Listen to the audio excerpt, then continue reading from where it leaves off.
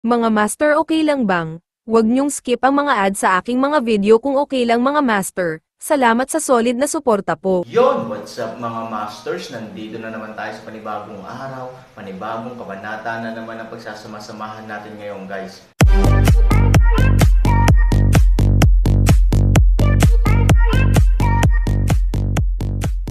Bali mga masters, kung bago ka pa lang po sa aking YouTube channel, please click the subscribe button, lalong-lalo na po yung notification bell guys, para maging connected pa rin tayo sa isa't isa at maging updated kayo sa mga susunod ko pang video.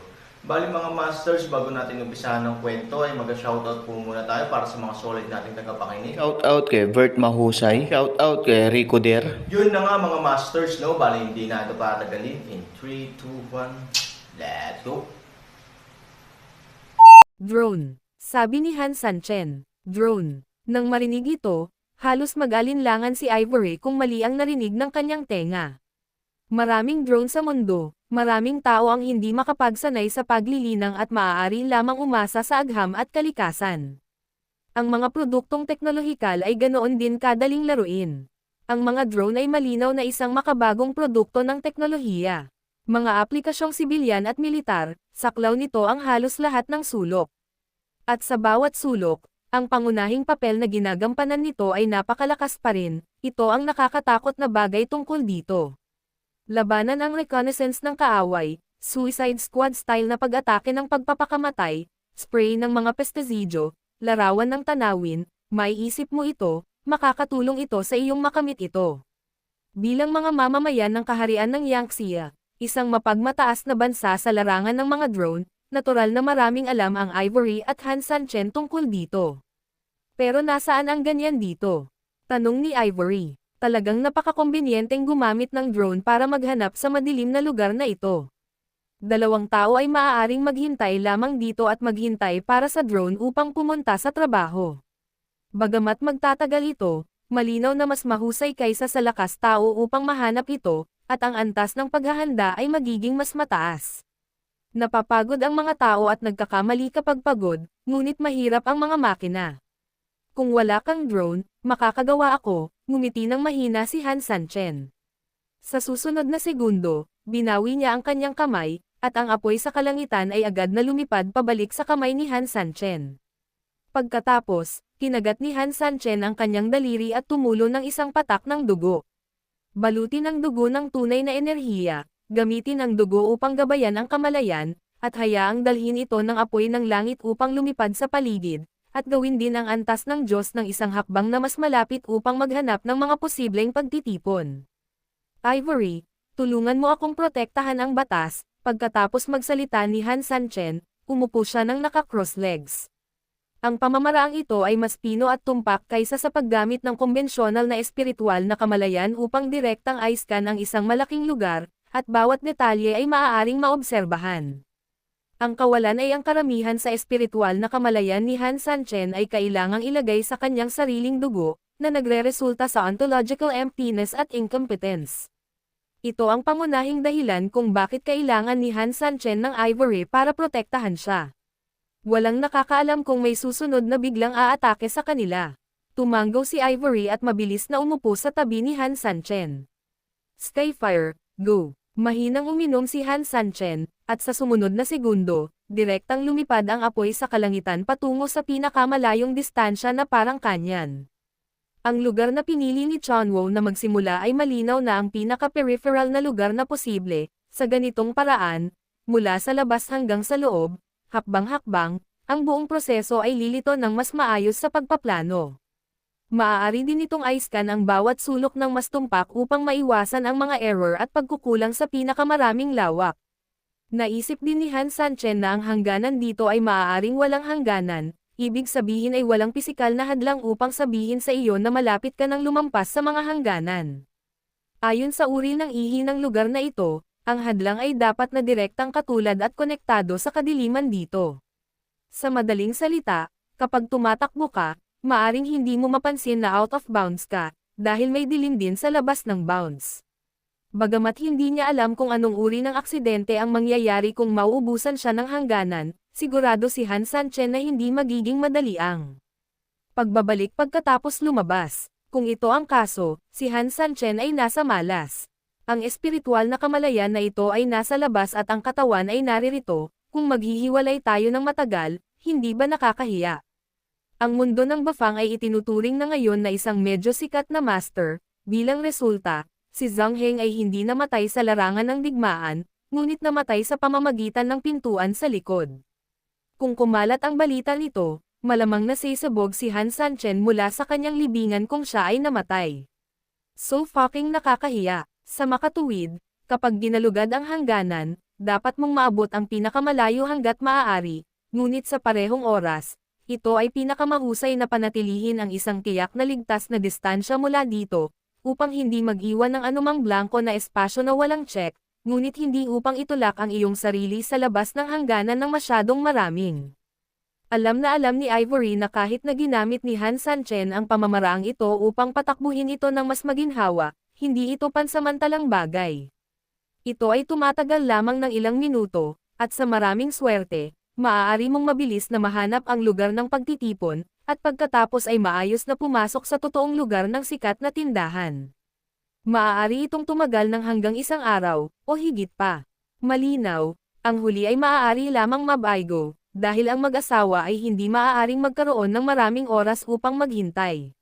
Sa kabila ng lahat ng kalkulasyon, hanggang madaling araw lang niya ito kayang buhatin na 6 na oras lang.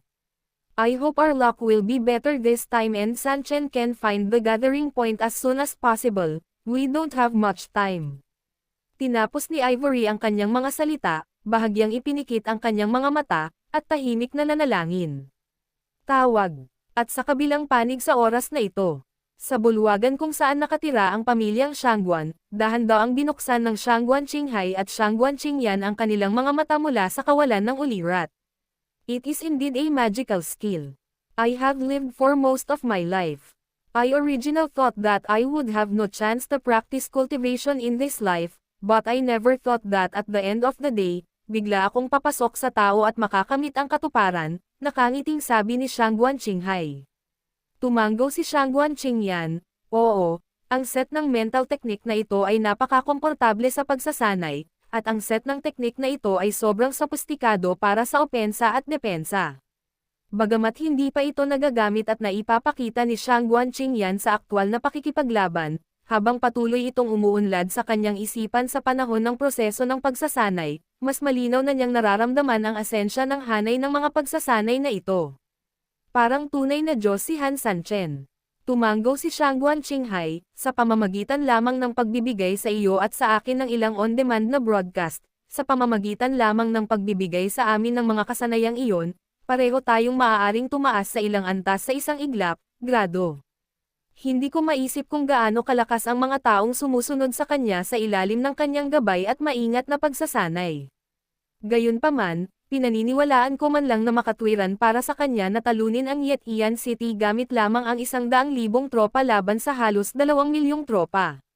Ngumiti ng mahina si Shangguan Qingyan, Ama, gusto mo bang sumali sa Han Sanchen?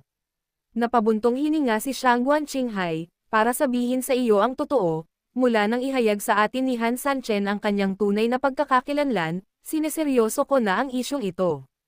In terms of character, bagamat hindi nagtagal ang oras na nakausap mo siya, ramdam mo pa rin ang pagiging generosity, sincerity at fearlessness niya.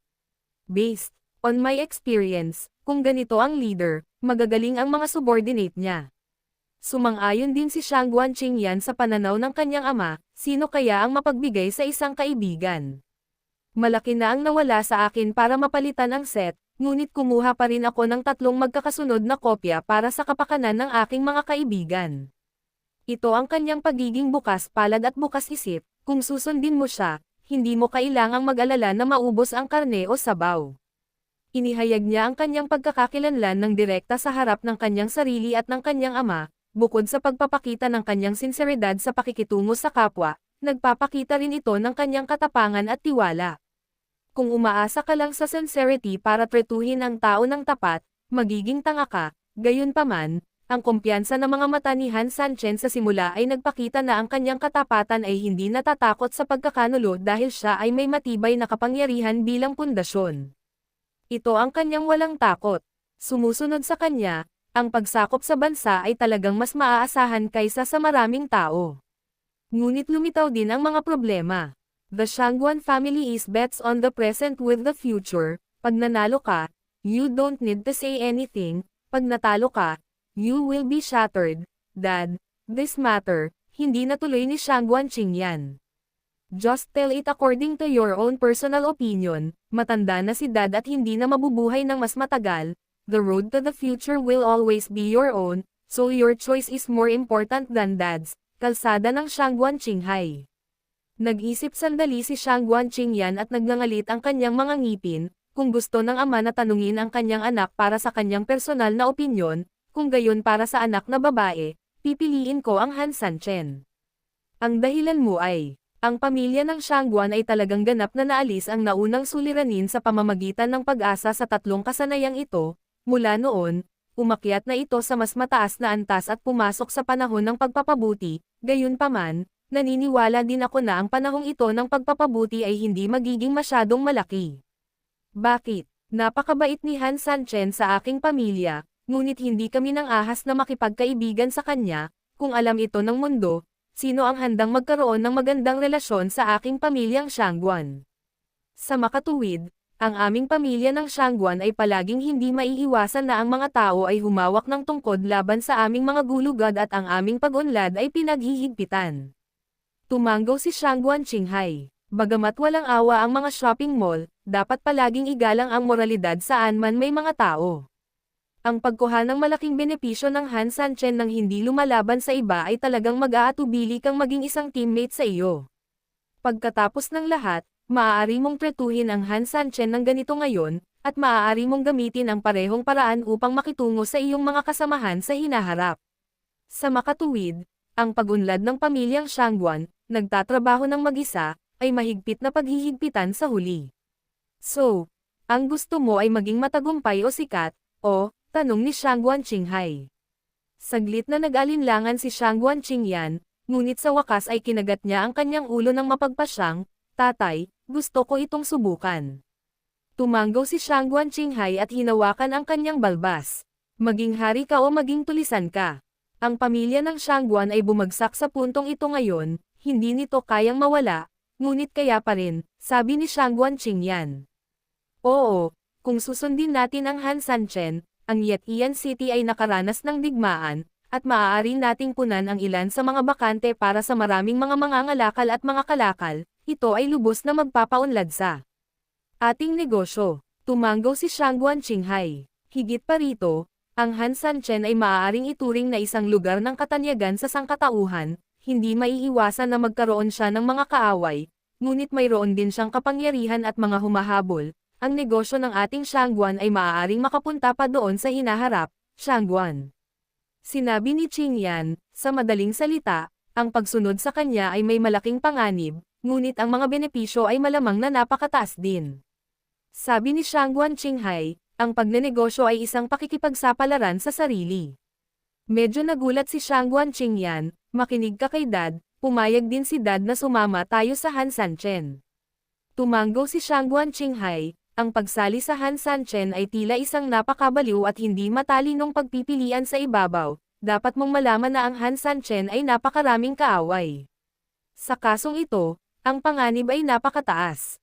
Pero kapag nilinggan mo ito, hindi ganoon kadali. Ilang bagay ang naidulot ni Han Sanchen. Sa dinami-dami ng mga kaaway, marami na siyang nagawa, pero sa harapan pa rin natin siya nakatira, at nakalusot pa sa isang sikat na tindahan. Isipin mo ulit, anong katulong niya sa likod niya?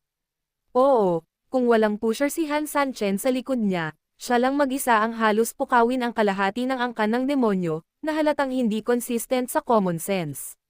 Kung may kaaway ka, natural na magkakaroon ka ng mga kaibigan, normal lang ito, nakangiting sabi ni Shangguan Qinghai, sa madaling salita, walang background at walang magtutulak sa kanya si Han Sanchen, umaasa lang siya sa sarili niya, tapos naisip mo na ba kung gaano siya kalakas para makapasa sa 5 level at makapatay ng 6 na general na ganito. What I want to tell you is that the enemy might indeed be scary, but we cannot underestimate the ability of our teammates too much. Sa pagsusuri ng Shangguan Qinghai, ang mga huling alalahanin ni Shangguan Qingyan ay ganap na napawi. Okay, then samahan na natin si Han Sanchen. Okay, hintayin mo munang lumabas si Han Sanchen sa pag-iisa, pagkatapos ay pumunta ka at sabihin sa kanya, sabi ni Shangguan Qinghai. Oo, nang makita ang masayang hitsura ng kanyang anak, walang magawang umiling si Shangguan Qinghai, walang pagkakataon na manatili sa isang babaeng unibersidad. Ang kanyang anak na babae ang higit na nakakaalam, bagaman siya ay napaka-organisado at may magandang dahilan pagdating sa pagsali sa Han Sanchen, naunawaan din ni Shangguan Qinghai na maraming iniisip sa bahagi ng kanyang anak na babae. Ito ay normal, natural sa isang ginoo ang umibig sa isang magandang babae at ang isang babae ay umibig sa isang bayani. Siyempre wala siyang dapat sisihin. Halatang hindi naramdaman ni Han Sanchen ang magandang resulta ng talakayan dito. Sa oras na ito, mukhang malungkot ang mag-asawa. Hindi na kailangan pang sabihin ni Ivory, makalipas ang mahigit isang oras, walang gumagalaw mula sa Han Sanchen, paanong hindi siya mag-aalala. Para naman kay Han Sanchen, bagamat nasa labas ang kanyang malay, ang kanyang katawan ay nakasimangot din ng walang malay dahil sa pag-aalala. Tawag. Biglang nagliwanag ang mga mata ni Han Sanchen, at sa sumunod na segundo, mabilis ding lumipad pabalik si Chanwo mula sa malayo. 3,000, gising ka na, kamusta na? May nakita ka bang gathering point? Nag-aalalang tanong ni Ivory. Nagpakawala ng mahabang hininga si Han Sanchen at walang magawang umiling, naghanap ako kung saan-saan gamit ang pinakamabilis ngunit pinakamaingat na paraan, ngunit sa kasamaang palad, walang nahanap, sa katunayan, hinala ko na hindi ako nagkakamali, wala talagang tinatawag na gathering point dito. Pagkarinig nito, sumimangot si Ivory, medyo desperado. Then hindi ba tayo nandito nang walang kabuluhan, biglang, parang napansin ni Ivory na may mali, bakit puno ng ngiti ang mga mata ni Han Sanchen, ang sama Yun mo. na nga mga masters, no? Bali panibagong kabanata na naman yung natapos natin ngayong gabi. Muli, maraming salamat po talaga sa walang sawang suporta po sa aking YouTube channel na talagang inaabangan nyo po ang bawat upload ko po. Bali mga masters, magkita-kita ulit po tayo bukas ng gabi at ngayon po ay magpapaalam po muna tayo. Bali mga masters, bye-bye!